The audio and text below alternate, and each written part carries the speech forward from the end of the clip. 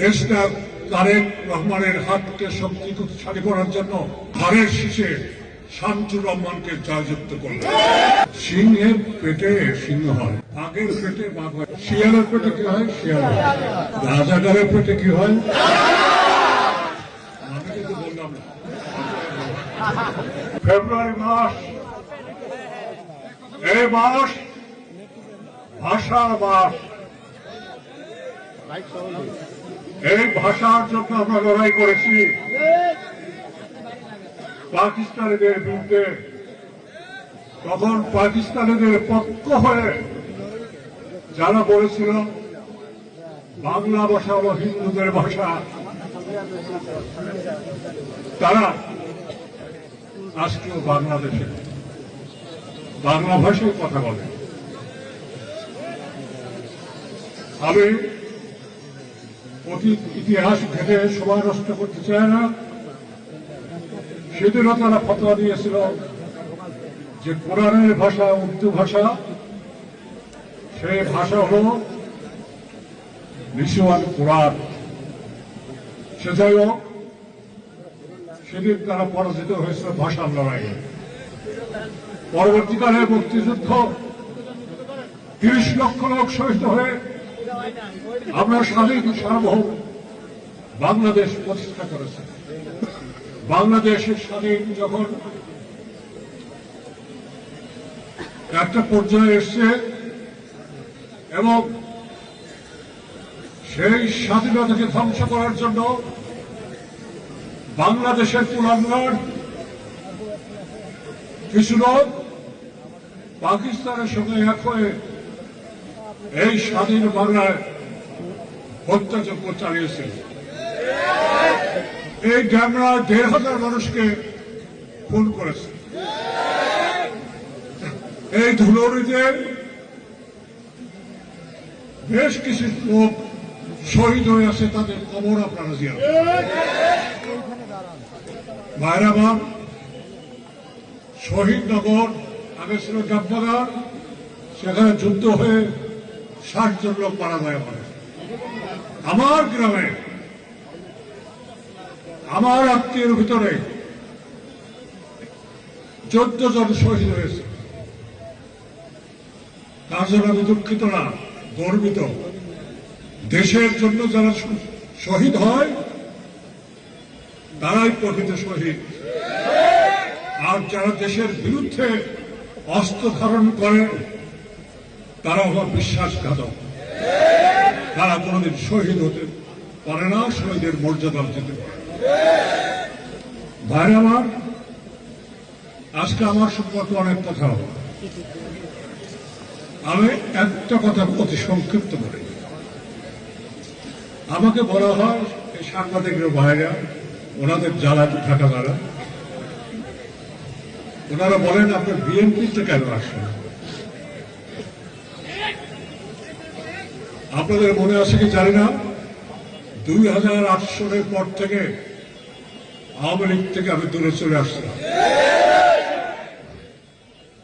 আমি আওয়ামী লীগে যাওয়ার চেষ্টাও করি নাই, কারণ আমরা যে সংস্কার প্রস্তাব দিয়েছিলাম তখন সেই সংস্কার আমাদের বলা হতো সংস্কারপন্থী। সেই সংস্কার এতদিন পরে এসে আমার জুলাই সনদে অন্তর্ভুক্ত হয়েছে। এই ব্যাপারে বিস্তারিত বলবো না। আমি বিএনপিতে কেন এলাম? বিএনপি সংস্কারে বিশ্বাস করে।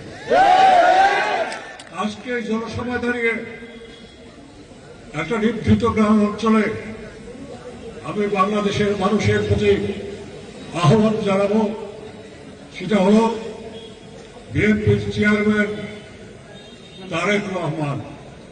আজ থেকে তার নাম হবে দেশ নায়ক তারেক রহমান।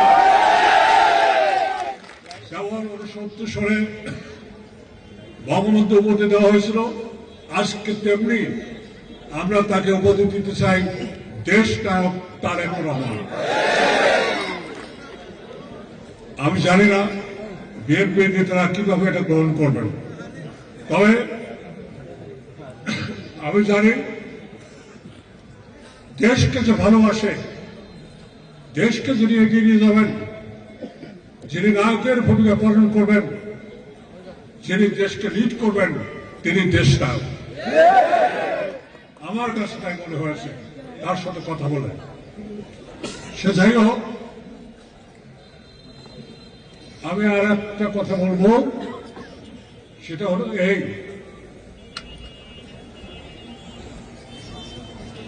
বিএনপি একটা দল না থাকার ফলে আজকে বাংলাদেশে মুক্তিযুদ্ধের একমাত্র বৃহত্তম দল কোনটি? তাহলে বিএনপি মুক্তিযুদ্ধ হয়ে আমি বিএনপি যোদ্ধাকে ভুল হয়েছে? আলহামদুলিল্লাহ। এবং আমি সকল লোকের প্রতি অনুরোধ জানাবো, যে যেখানে থাকেন, কিন্তু দেশপ্রেমে উদ্বুদ্ধ হয়ে আপনারা এবার দেশটা তারেক রহমানের হাতকে শক্তিশালী করার জন্য ধারের শীষে শামসুর রহমানকে জয়যুক্ত করবেন।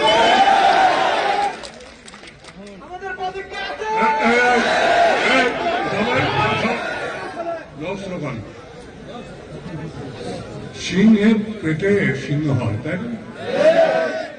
বাঘের পেটে বাঘ হয়, তাই না? হরিণের পেটে হরিণ হয়, শিয়ালের পেটে কি হয়? শিয়াল হয়। আর রাজাকারের পেটে কি হয়? আমি কিন্তু বললাম না, আমি কিন্তু কথা বলি নাই, আপনারা বলছেন। এই রাজাকার নামটা আসতো কি করে? যখন মুক্তিযুদ্ধ চলে তখন পাকিস্তানের কেন্দ্রীয় সরকারের মুখ্য সচিব ছিলেন গোলাম ইসহাক খান। তিনি আইন করে এই রাজাকার এবং আলবদর সৃষ্টি করেছিলেন।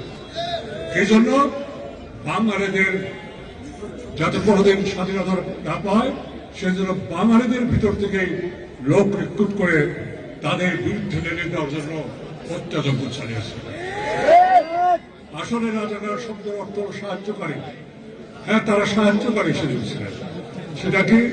পাকিস্তানি ভাইয়ের পক্ষে সাহায্যকারী ছিলেন, বাংলাদেশের 7.5 কোটি মানুষের জন্য নয়, কিংবা 30 লক্ষ লোক শহীদ হয়েছে তাদের পক্ষে নয়। আমি কারো দোষারোপ করতে চাই না, অতীত নিয়ে ঘাটাঘাটি করতে চাই না। আমি শুধু বলতে চাই, আজকে আমরা কি করব? We are at war. আমরা যুদ্ধে আছি। এই যুদ্ধটা কিসের? ন্যায়ের পক্ষে না অন্যায়ের পক্ষে থাকবে? সত্যের পক্ষে থাকবেন না মিথ্যার পক্ষে থাকবেন? স্বাধীনতার পক্ষে থাকবেন না পরাধীনতার পক্ষে থাকবেন? যারা এখন পর্যন্ত 71-এ 30 লক্ষ লোক শহীদ হয়েছে, তাদের জন্য প্রকাশ্যে ক্ষমা চায়নি, তারা কি এখনো বাংলাদেশকে তাহলে ভালোবাসে?